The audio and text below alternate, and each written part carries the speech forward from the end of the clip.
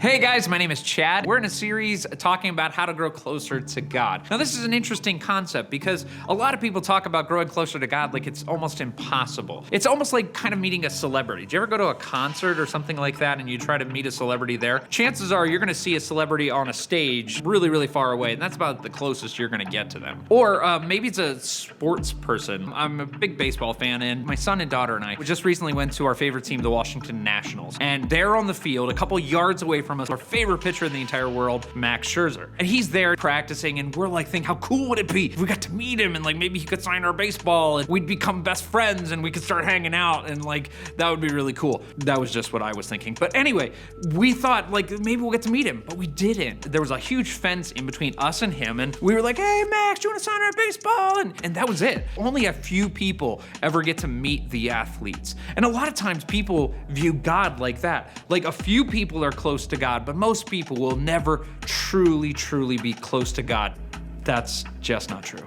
It couldn't be further from the truth. Our God actually is saying, like, I love my children. I love all of my children. And I want all of them to be close to me. I want a relationship with all of them. I sent my son to die for them. I want my kids to be close to me.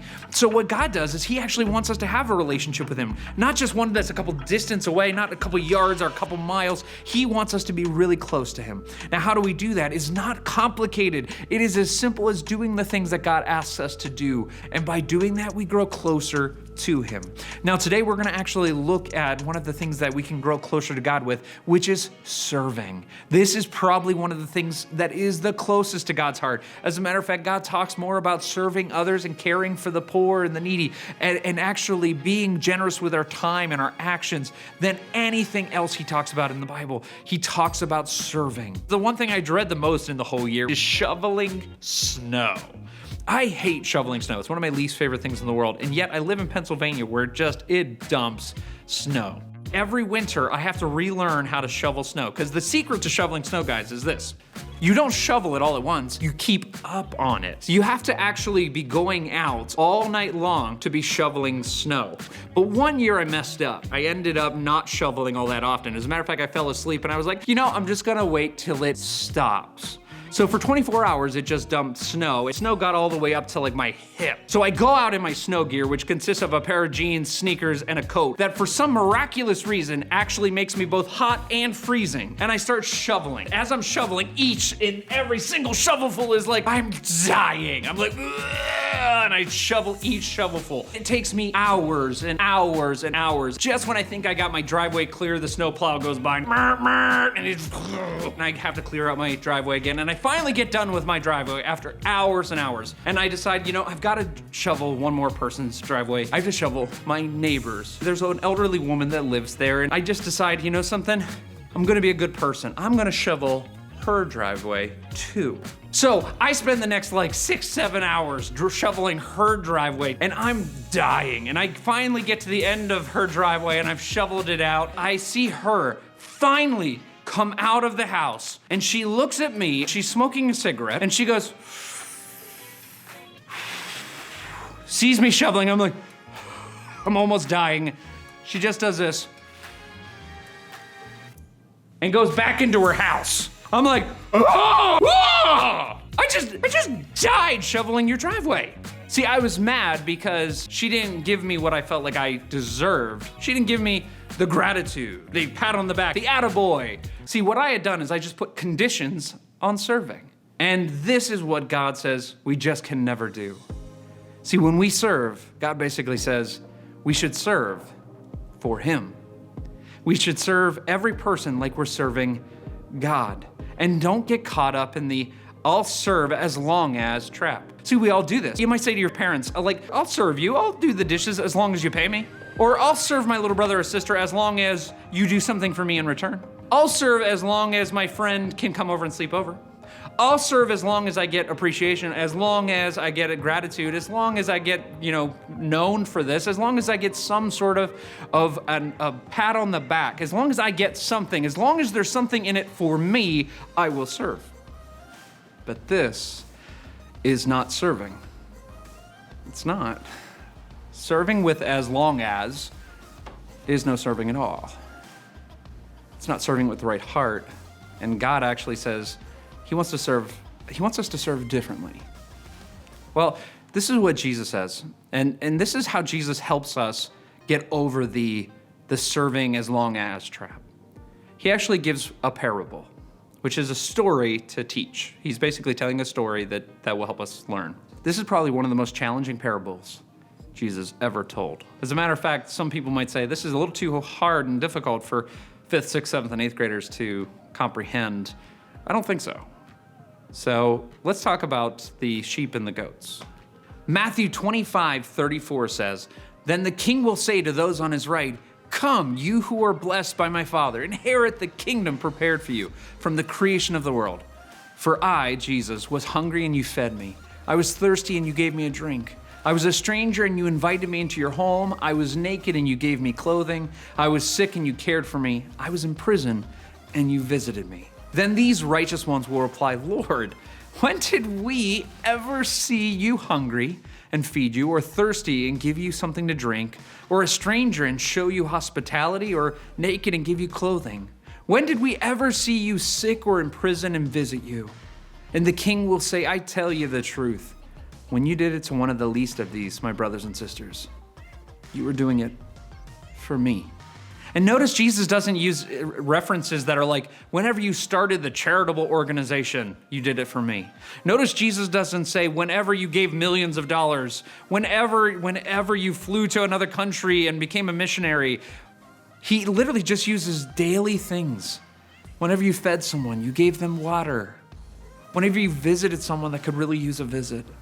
Whenever you did these little things that you could do every day, Jesus said, whenever you do those things, you do them for me. And that's kind of crazy if you think about it, because Jesus is basically saying, anytime there's a need, that's me. That's Jesus saying, I'm in need. When you see the kids sitting alone at school, Jesus is saying, that's me sitting alone. When Jesus is saying that when you see that neighbor that no one visits and no one helps mow his lawn, Jesus is saying, that's me. I'm that neighbor. And it changes how we serve when we start to think that when we serve others, we're actually serving God. There it is in a nutshell. Our big idea. Serving shows that we care. Serving shows that we care. And not just what the world thinks. Serving shows that we care to other people. But serving also shows that we care to God. Serving is how we grow closer to God. Serving is how we tell God, I love you, and I know this is important, and I'm going to serve these people so in honor of serving you. You know, there's another thing though. You see, serving isn't always easy, and it sometimes takes sacrifice. It sometimes means giving stuff up of ourselves. Sometimes it's putting ourselves in situations that are uncomfortable. And it reminds me of a woman that I look up to very much. She's long since passed away, but her name was Mother Teresa. And Mother Teresa was famous for caring for the poor and serving her entire life. As a matter of fact, when she was 12 years old, Mother Teresa would get called into ministry. God kind of tugged on her heart and she said, I'm supposed to care for people. And she went in and she became very successful. She was actually a teacher and a principal. And by the time she was 30, she was actually kind of like a head honcho of a Christian school. And she had a really bright future ahead of her. But then God really laid on her heart and basically told her, he said, Teresa, you're not supposed to be a really wealthy teacher that's doing well. You're supposed to care for the needy and the poor. So she gave up everything and she went into this middle of Calcutta, India, which is the poorest of the poor and the sickest of the sick. Every disease known to man is basically there, and people are just thrown away. And she goes there. Literally, she starts treating people with leprosy, a disease that is from the Middle Ages, and it's still there. And she starts treating them, bandaging them, caring for them, giving them medicine, showing them love. And she helps thousands of people. And she starts orphanages. She starts these organizations all over the world so that people that no one else wants to serve, no one else cares about, she does it. She gives up everything else so that she can serve the poor. And when asked why, this is what she said. Dearest Lord, may I see you today and every day in the person of your sick, and whilst nursing them, minister unto you, though you hide yourself behind the unattractive disguise of irritable, the exhausting, and the unreasonable. May I still recognize you and say, Jesus, my patient, how sweet it is to serve you. So what that dear little woman did was day after day, week after week, year after year, she just looked at every miserable, angry, bitter person that was sick, contagious, and she said, hi, Jesus, I recognize you. So what if we started doing that? What if we were willing to sacrifice and not do what Mother Teresa did per se, but actually look at people that are in need and say, I see you, Jesus. And you can serve anytime, anywhere.